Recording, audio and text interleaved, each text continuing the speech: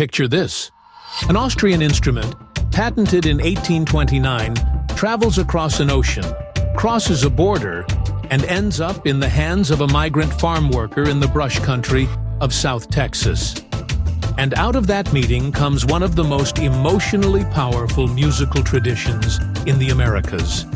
A sound that would fill arenas, spark political rallies, get banned by governments, and log 32 million album sales. Yet most of the world has never heard how it happened. The accordion arrived at the US-Mexico border not through concert halls, but in cantinas and at outdoor dances carried by working-class hands. It met a ballad tradition centuries old, the corrido, which had served as Mexico's oral newspaper long before printing presses reached the countryside. That meeting produced norteño, the accordion-driven, bajo, sexto-anchored sound of northern Mexico and the border. The question is not what norteño sounds like. The question is why it only happened here, on this specific stretch of geography, and nowhere else on Earth. The answer starts with an Austrian emperor. In 1863, Emperor Maximilian de Beauharnais of the Habsburg dynasty took the throne of Mexico, installed by French military force. He brought the full apparatus of a European court, including its musicians. By 1864, Maximilian had assembled marching bands staffed by Central European players. 3 years later, the Mexican Republic executed him by firing squad, and the Austrian Empire in Mexico was over. But the musicians didn't all go home. Many of Maximilian's former soldiers and countrymen dispersed northward, into the borderlands, into the ranching economy of Nuevo León, Tamaulipas, and what would become South Texas. German and Czech immigrant merchants were already arriving independently through trade routes running from Tampico's port, through Monterrey toward San Antonio. Monterrey, founded in 1596, served as the commercial hinge between Texas and the Mexican interior, facilitating early trade between San Antonio, Tampico, and Saltillo. Those settlers planted something lasting. By the 1830s and 1840s, there was substantial German migration to central Texas and northeastern Mexico. They brought their accordions, their waltzes, their polkas. They built breweries. The Cerveceria Cuauhtémoc opened in Monterrey in 1890. With it came the kind of industrial working-class culture that wants music on a Friday night. The U.S.-Mexico border, established after the Mexican-American War, whose Battle of Monterrey was fought in 1846, cut through what had been continuous ranching territory. Families on both sides of the Rio Grande remained tied by kin and commerce. Workers crossed for seasonal labor. Merchants crossed to trade. The cattle and agricultural industries of Nuevo León and Tamaulipas were booming, creating a working population large enough to sustain its own musical economy. The border was a barrier, but it was also a corridor. That corridor needed a soundtrack, and the raw materials for one had just arrived. The accordion was patented by Cyril Demian, an Austrian of Armenian descent, on May 6, 1829. Cheap, portable, and louder than a guitar. Exactly the right properties for outdoor celebrations and crowded cantinas. By the end of the 19th century, the German manufacturer Hohner was mass-producing diatonic button accordions and exporting them across the world. The instrument is bisonoric. Each button produces 2 different notes, depending on whether you push the bellows or pull them, like a giant harmonica. The second raw material was already present, centuries deep. The corrido, from the Spanish word correr, to run, is a narrative ballad tracing back to Spanish Romance poetry of the 16th century. Its fixed architecture, a salutation, a prologue, the story, and a moral. The Mexican Revolution from 1910 to 1921 made it something more powerful than a song. Before widespread radio, corridos moved mouth to mouth through a largely illiterate population as Mexico's leading informational outlet. When the accordion met the corrido, neither replaced the other. The instrument became the ballad's new vessel. Polka rhythms, waltz time, schottische, all the dance forms the German and Czech settlers had imported. Music that could simultaneously tell a story and make you move. That combination didn't exist in European polka, and it didn't exist in the formal corrido tradition. It was specific to this intersection. And then there was Narciso Martinez. Born in Reynosa, Mexico in 1911, Martinez moved as an infant to La Paloma, Texas, near Brownsville. His parents were migrant farm workers. In 1928, he learned to play the diatonic accordion from German and Czech families around Bishop, Texas. By 1930, he had a 2-row button accordion and was playing with bajo sexto player Santiago Almeida. A local furniture store owner named Enrique Valentin connected them to Eli Oberstein, recording director for Bluebird Records, an RCA Victor subsidiary. In 1935 or 1936, Martinez and Almeida recorded La Chicharronera and El Tronconal. The record sold. Here's the receipt. In 1937 and 1938, Victor Records repackaged Martinez's recordings for entirely different ethnic markets under false names. Polski Trio for Polish buyers, Drag Spell och Guitar for Scandinavian listeners, Louisiana Pete for Cajun audiences. The same border sound passed off as Polish, Swedish, and Cajun. The music had no fixed nationality because it came from a place that had no fixed nationality. Martinez, known as El Huracán del Valle, the Hurricane of the Valley, made one technical choice that permanently shaped norteño. He abandoned the Germanic technique of playing bass chords with the left hand, leaving that role entirely to Almeida on bajo sexto. That freed his right hand for intricate melodic lines. The accordion became melody.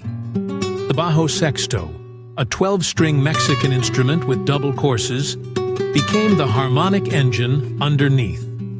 Researchers call that pairing a hallmark of norteño music. The early conjuntos were instrumental. It was Valerio Longoria who first added vocal singing to the ensemble.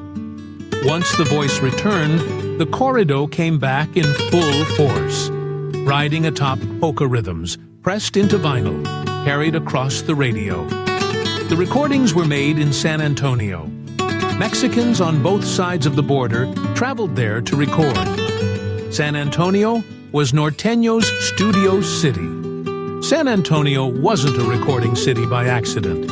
It was the key commercial link between northern Mexico and the Texas interior, where Tampico's European imports, Monterrey's industrial goods, and the ranching economy of South Texas all converged. Recording companies arrived where markets existed.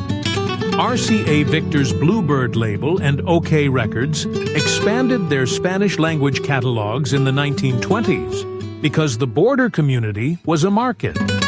They came to record it. Three forces converged here and only here. First, proximity to German and Czech settlement. By the late 19th century, Hohner accordions were present across the same geographic arc that would become norteño territory, cheap enough for a migrant farm worker to aspire to own. Second, the corrido's existing geography. The tradition was strongest in the border states, Tamaulipas, Nuevo León, Chihuahua, Sonora, where working-class Mexicans lived in friction with authority, with landowners, with the border itself. Third, Monterrey itself. By the early 20th century, it was one of Mexico's leading industrial cities. Steel foundry established in 1900, cement, glass, a brewery complex providing stable working-class employment. Norteño's polka rhythms are physically demanding to play and physically irresistible to dance. That is not a coincidence. It is the sound of people who work hard, dancing hard. Gloria Anzaldúa, grew up inside this music. In 1987, she wrote that the rhythms of Tex-Mex music are those of the polka, adapted from the Germans, who in turn had borrowed the polka from the Czechs and Bohemians. She described the shame some Chicanos felt in the 1950s and 1960s about being caught listening to it. Yet I couldn't stop my feet from thumping. That ambivalence, pride and shame, roots and aspiration, is encoded in norteño's identity. The genre emerged precisely because it belonged to a community that existed in two countries and was fully at home in neither. No city fully inside Mexico could have produced it. No city fully inside the United States could have produced it. It required the corridor, the contested zone between the Rio Grande and the Sierra Madre, where cultural identity was itself a moving line. Norteño didn't spread outside northern Mexico until the 1950s, consolidating its identity within a specific geographic community before it was ever exported. When it finally traveled to California, to Texas cities, eventually to the whole Spanish-speaking world, it arrived already fully formed. And then it met the modern border. The corrido had always been a chronicle. When the drug trade arrived on the U.S.-Mexico border in the 1960s and accelerated through the 1980s, the corrido did what it always had. It recorded what was there. The Narco corrido was born.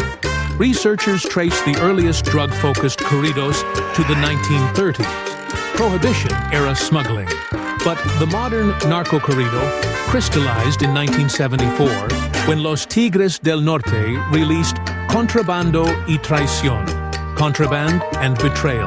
The song told the story of Emilio Varela and Camelia La Texana, a woman smuggler who shoots the man at the end and vanishes with the money. Cinematic, borderless, immediately controversial. It hit on both sides of the border and spawned a series of films.